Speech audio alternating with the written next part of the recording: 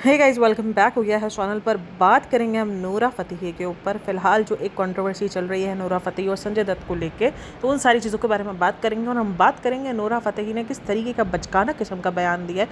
मतलब ये बयान मुझे तो नहीं लगता कि कहीं से भी ये आप अपने आप को सेव करने के लिए सिर्फ ऐसा लग रहा है कि बयान दे रहे हो। बाकी बहुत अच्छे से लग रहा है कि भाई ये सब कुछ सिर्फ और सिर्फ फेक सिंपैथी लेने के लिए था। मैं मानती हूँ इस बात को कि एक गाने को बनाने के लिए कहीं भी कोई एक एक्ट्रेस जिम्मेदार नहीं होती है। एक एक्ट्रेस की चूज़ पर वो गाना नहीं बनता है।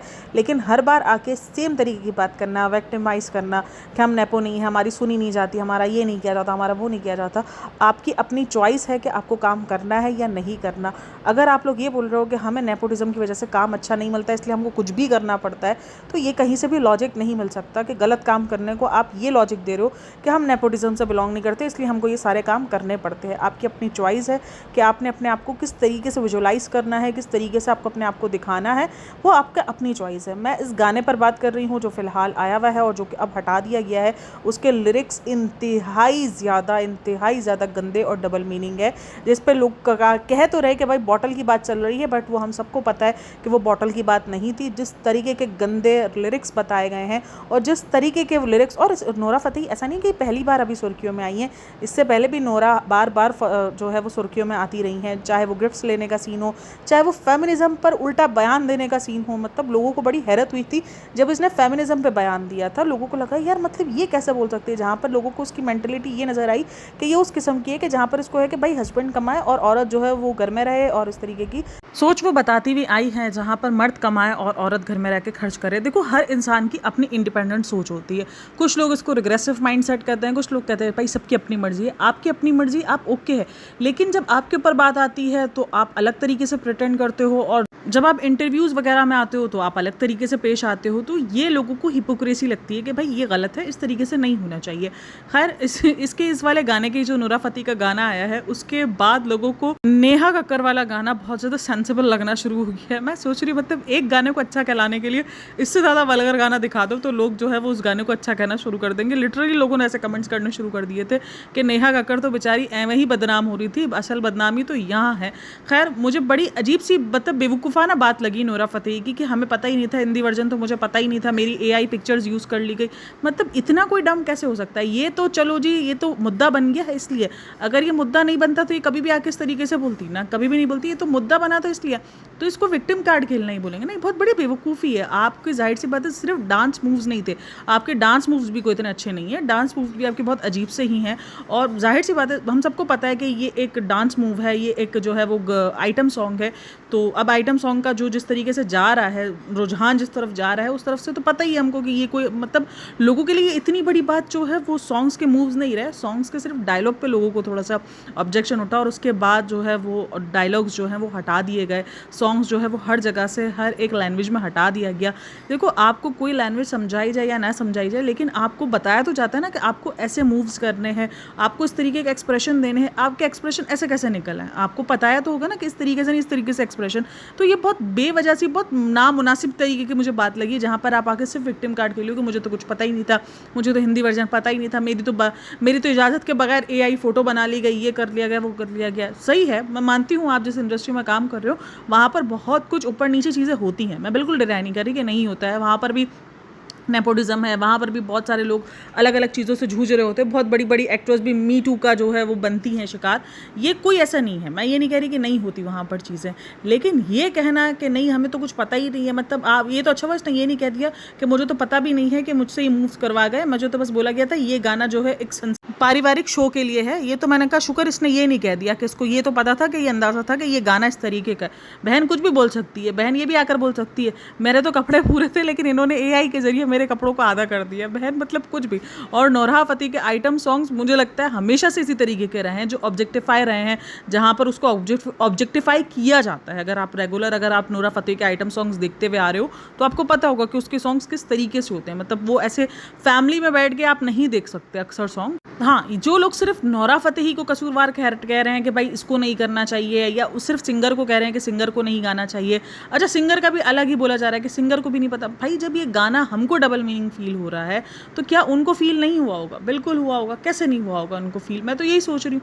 तो एक गाना जो सबने बनाया वो सारे उतने ही कसूरवार है, प्रोड्यूसर भी, जो गाने गाया है वो भी, सब कुछ जिसने गाने में नाचा वो सब कुछ सबको पता था।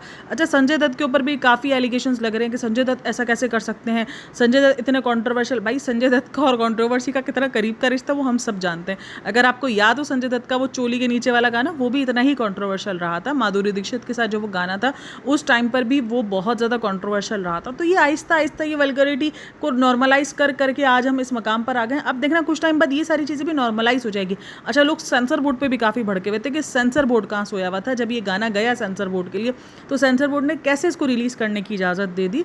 तो ये छोटी छोटी ये इसी तरीके से तो चीज़ें नॉर्मलाइज हुई हैं। पहले जब लोग सोचो उस वक्त वो वाला गाना जो चोली के नीचे गाना है वो उस वक्त लोगों के लिए प्रॉब्लमैटिक बना था, लोगों ने उस पर सवाल उठाए थे, लोगों ने उसको बैन करने की डिमांड करी थी, और आज वो गाना नॉर्मलाइज हो गया है। आज वो गाना कुछ ऐसी कोई बड़ी बात नहीं लगती है, क्योंकि हमने इससे बड़े बड़े गाने सुन लिए। अभी बादशाह का भी यही गाना हुआ था। मतलब देखो, आज आप गानों में वल्गैरिटी में और गानों में हमने फ़र्क छोड़ ही दिया है। लोगों को लगता था पहले के गाने, भाई पहले के गाने भी सिर्फ ये चोली के नीचे नहीं है, और भी मैंने कितने सारे वो जो नहीं मीम्स बनकर आते हैं कि हमारे माँ बाप कहते हैं हमारे टाइम की फिल्में देखो, हमारे टाइम के गाने सुनो, तो वो इतने डबल मीनिंग सॉन्ग्स हैं। वो सॉन्ग्स फेमस नहीं हुए वो एक अलग बात है, लेकिन डबल मीनिंग्स के सॉन्ग्स आपको वहाँ भी मिलेंगे और उस टाइम पर भी मिलेंगे। तो ये चीज़ें आहिस्ता आहिस्ता नॉर्मलाइज होते होते आज हमें ये अब आकर लग रहा है कि हाँ ये बड़ी बात है, बट कल को ये भी हमें लग जाएगा कि हाँ नॉर्मल है, गाना ही तो है।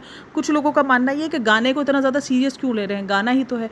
मतलब ये गाने, ये छोटे छोटे बच्चे रील्स बना रहे होते हैं इन गानों पर, तो क्या ये नॉर्मलाइज है? अब यहाँ पर कुछ लोगों का कहना है कि भाई बच्चे उससे इन्फ्लुएंस होते हैं, तो कुछ लोगों का जवाब में ये कहना है कि भाई बच्चे इन्फ्लुएंस क्यों हो रहे हैं, ये तो काम बच्चों के माँ बाप का है ना कि उनको रोकें, उनको इन सारी चीज़ों से दूर रखें। बच्चे कैसे इन्फ्लुएंस हो रहे हैं? भाई जब ये गाने हर जगह, जब कोई नया गाना आता है, कोई आइटम सॉन्ग्स आता है, वो हर जगह बज रहा होता है, आप कितनी जगहों पे बच्चों को रोकोगे? आप घर में चलाने से रोकोगे, बच्चे बाहर आना जाना कर रहे होते हैं, सब कुछ होता है, तो आप कितनी जगह पे ही बच्चों को रोक लोगे? बच्चों के दिमाग में, और बच्चे ऐसी चीज़ें तो फ़ौरन पिकअप करते हैं। तो ये कहना है कि बच्चों की तरबियत माँ बाप हैं, बिल्कुल माँ बाप करते हैं, लेकिन आप लोग का भी फ़र्ज़ बनता है, जहाँ पर सिर्फ लोग नोरा फतेही पे वो कर रहे हैं कि नोरा फतेही गलत है, तो वो भी गलत है। और लेकिन जो लोग ये भी क्लीन चिट दे रहे हैं कि इसमें नोरा फतेही की कहीं से गलती नहीं है, ये चीज़ भी मुझे समझ में नहीं आ रही कि गलती कैसे नहीं है। भाई आप जिस जगह काम करो आपको क्या पता ही नहीं, आप मतलब इतना भी आप हक नहीं रखते कि आप उनसे उसका हिंदी फॉर्म मांग लो। और ये गाना हर एक लैंग्वेज के अंदर जो है, हिंदी के जो है वो मांग लो ना, कि भाई हिंदी ट्रांसलेट मांग लो कि मुझे ट्रांसलेशन दे दो हिंदी की। तो आप इतना भी हक नहीं रखते? क्या आप ऐसे हो कि आप अगर उनको बोलोगे हिंदी ट्रांसलेट दे दो, वो आपको गाने से उठा के बाहर कह देंगे? क्योंकि नोरा फतेही ने कहा मैंने 3 साल पहले ये गाना रिकॉर्ड किया था और किसी दूसरी लैंग्वेज के लिए किया था। लैंग्वेज अगर देखा जाए तो हर एक लैंग्वेज को बैन कर दिया गया। पहले सिर्फ हिंदी वर्जन बैन किया गया था, अब हर एक लैंग्वेज का बैन कर दिया गया। तो उसका मतलब हर एक लैंग्वेज में सेम ही मतलब है इस गाने का, तभी तो उसको हर जगह से, हर मतलब हर प्लेटफॉर्म से हटाने का और हर एक जो लैंग्वेज है उसमें हटाने का हुक्म दिया है। तो मतलब ये गाने, और ये पहला गाना नहीं है, इससे पहले लॉलीपॉप वाला सॉन्ग बहुत ज़्यादा विवाद का बना, उसके बाद जो बादशाह का गाना आया उस पर भी बहुत ज़्यादा, उस पर भी FIR वगैरह हुई है, और अब ये गाना, मतलब भाई किस तरफ जा रही है ये पूरी की पूरी इंडस्ट्री। मतलब क्या एक पहले ग्रेस, देखो ग्रेस दिखा है बॉलीवुड में, एक टाइम पे ग्रेस दिखता था, लेकिन अब तो बिल्कुल ही, अच्छा लोग इस पर भी सवाल उठा रहे हैं कि मुन्नी बदनाम हुई, ये सारे गाने कौन से, ये फेविकॉल से, ये भी तो ऐसे ही गाने हैं। तो यही है ना, आहिस्ता आहिस्ता ये सारी चीज़ें नॉर्मलाइज हुई, अब ये भी नॉर्मलाइज हो जाएंगी। वो गाने उस वक्त भी वल्गर में शुमार होते थे, वल्गरिटी में शुमार होते थे, लेकिन आज लोगों ने उस सब चीज़ों को नॉर्मलाइज समझना शुरू कर दिया।